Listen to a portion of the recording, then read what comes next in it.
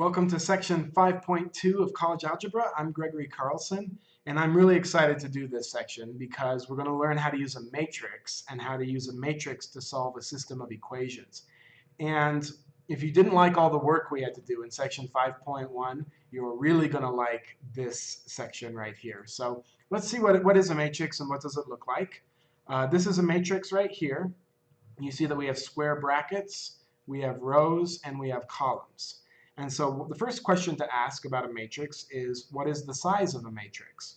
And you know that because a matrix is the number of rows by the number of columns.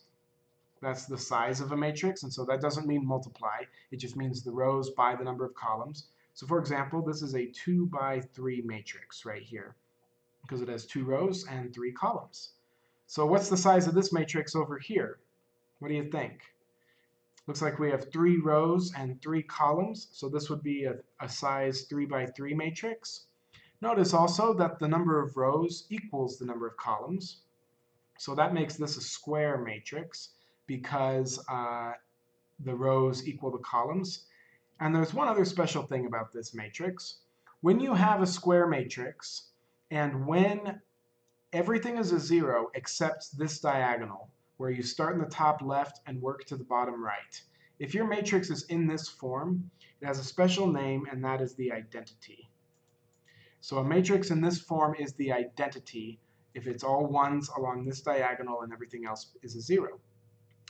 You can use matrices like these to solve any systems of equations. Even if you had 50 variables and 50 equations, you could use something like this, as we will see, to solve them way easier than if we were trying to use substitution or elimination. So let's look at another type of matrix, and this is called an augmented matrix. And so what makes this matrix different is, you see this line right here? You can use this to represent a system of equations. So this is kind of the x column, the y column, and the z column. So here's how you would write this as a system of equations. And this last column is kind of the answer, or what it equals. So this first one would be 2x plus 3y plus 1z is equal to 2. So take a look at that. These are like the coefficients. 2x plus 3y plus 1z equals 2.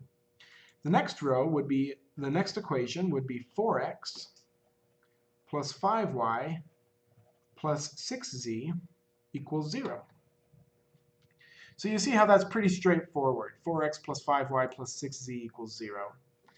And then finally, this last one would be 1x minus 5y, because note the negative sign, so minus 5y plus 0z equals 6.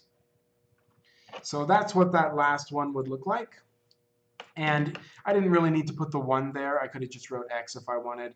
Also, I didn't really need to write the 0z. I could have just left it off. But I left it on there so you could see the connection between these two. So now that we know how to go from a matrix, an augmented matrix, to a system of equations, let's go from the equations and write an augmented matrix.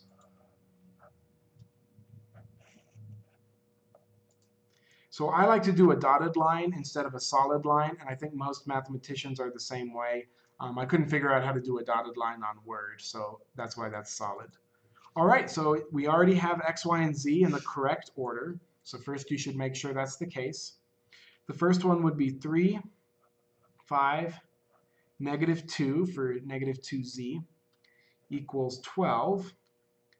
This next equation would be 1, 1, negative 2, 0. So pretty straightforward so far. And then finally, this last one, notice we don't have an x. So that should be a 0 for the x, 3 for the y, negative 1 for the z, and the answer is negative 1. So that's how you would turn a system of equations into an augmented matrix. Now, the original version of the notes I did had an x here, which I've updated to a z. So if you have the old notes, make sure you fix that. What's the reason for doing this? Why would we want to turn equations into a matrix? Here's why. Do you see how we have an augmented matrix here, And do you see how we have the identity right here? Do you see we have the identity matrix from earlier? Let's turn this into a system of equations. This would be 1x plus 0y plus 0z equals 3. 0x plus 1y plus 0z equals -2. And 0x plus 0y plus 1z equals 5. But I didn't really need to write all of the 0 stuff. So let's write it again. This is x equals 3, y equals -2, z equals 5. Oh, do you see what's happening here? We only have 1x, 1y, and 1z, which enabled us to go straight to our solution of this system. So now you kind of catch a glimpse of what we're going to be doing.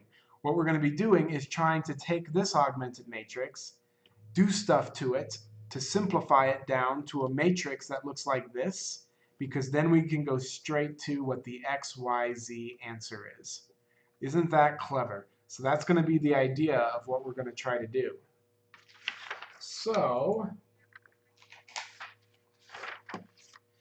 right here, I've got a description of how we are going to, what the rules are for what you can do to a matrix to simplify it. This is called Gaussian elimination, the process of simplifying an augmented matrix. And so here's the idea. So we already know what this is, okay, this matrix right here.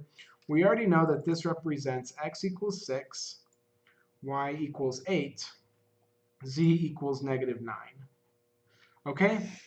So this is called reduced row echelon form.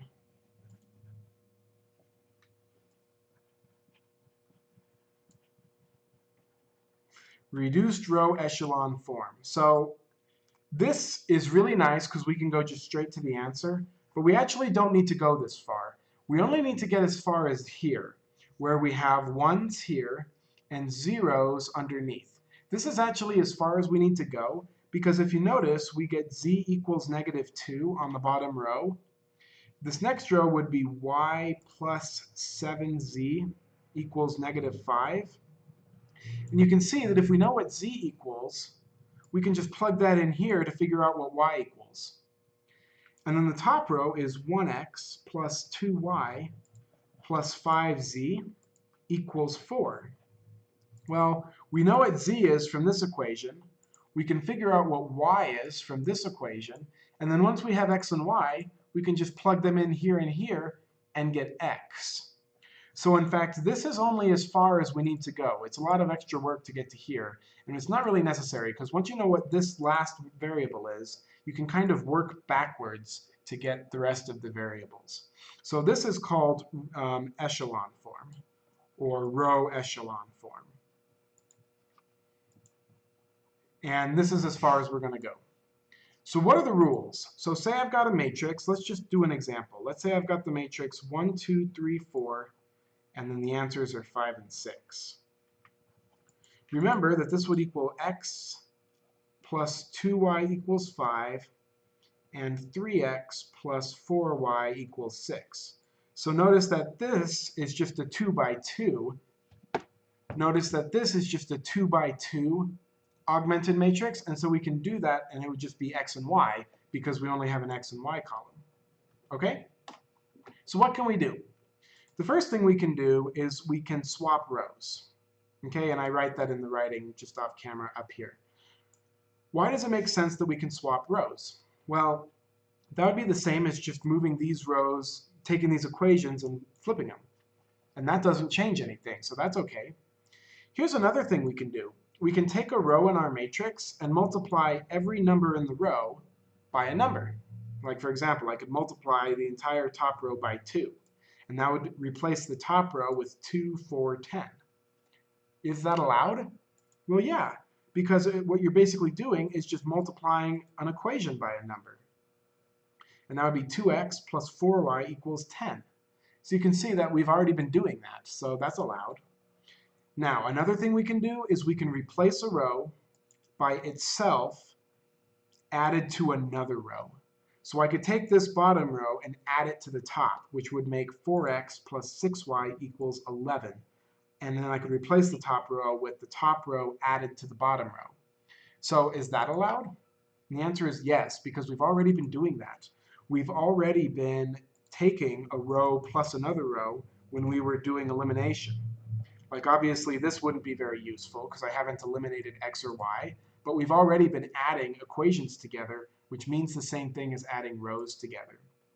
Finally, you can combine those two steps. So you can multiply this row times a number and then add it to this row and then replace it, which is basically just combining the two steps I just described. Combining a number, multiplying a row by a number, and combining two rows together. All of it's the same manipulations we've been doing with equations. It's just a lot easier to write it like this. Now, here's the idea. The goal is to get it into this form. These are called pivot positions because everything beneath them are zeros and they're ones. Okay, so that's basically the idea. We're going to try to reduce it so that it looks like this with 3 pivot positions. And in the next video, I'm going to show how we actually do that. So I will see you in the next video.